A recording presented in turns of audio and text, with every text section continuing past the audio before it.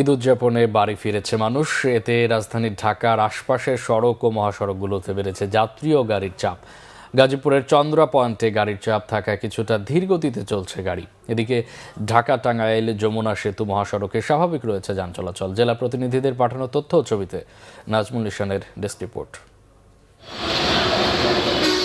গাজীপুরের ঢাকা টাঙ্গাইল ও ঢাকা ময়মনসিংহ মহাসড়কে সকাল থেকে যাত্রী ও গণপরিবহনের চাপ বেড়েছে।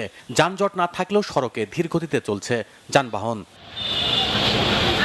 বরাবরের মতোই এবারও গাজীপুরে দুই মহাসড়কে যাত্রীদের কাছ থেকে দ্বিগুণ ভাড়া আদায় নিয়ে অনেকেই করছে অভিযোগ। যে জায়গায় 150 টাকা এখন ওই জায়গায় 400 টাকা 500 টাকা করে যাচ্ছে। গাড়িওয়ালা ভাড়া দিতেছে যে এত ভাড়া, এটা কিন্তু ঠিক না।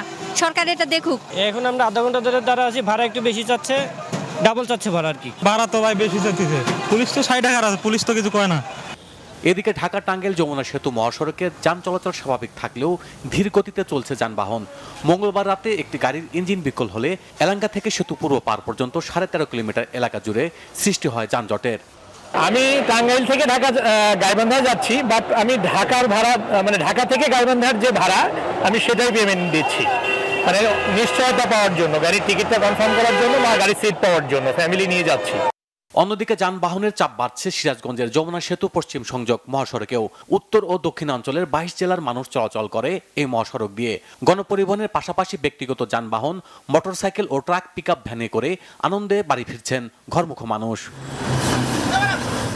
এছাড়া ঈদকে সামনে রেখে ঘরমুখ মানুষের নিরাপদ ও নির্বিঘ্ন যাত্রা নিশ্চিত করতে মহাসড়কে তৎপর রয়েছে র্যাব।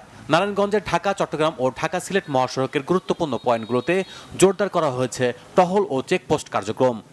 যাত্রীরা যাতে নির্বিঘ্নে তাদের গ্রামের বাড়িতে বা তাদের আত্মীয় স্বজনের কাছে যেতে পারে সে উপলক্ষে আমাদের নিরাপত্তা জোরদার করা হয়েছে। এই নিরাপত্তা জোরদার করার ক্ষেত্রে আমরা র্যাব 11 কর্তৃক আমাদের টহল কার্যক্রম অলরেডি জোরদার করেছি। আমাদের বিভিন্ন পয়েন্টে চেকপোস্ট করা হয়েছে। এছাড়াও আমাদের গোয়েন্দা পোশাকে গোয়েন্দা নজরদারিও বৃদ্ধি করা হয়েছে। ঈদযাত্রা নির্বিঘ্ন রাখতে আইন শৃঙ্খলা বাহিনীর তৎপরতা স্বস্তি দিচ্ছে সাধারণ যাত্রীদের। Bangla vision news desk.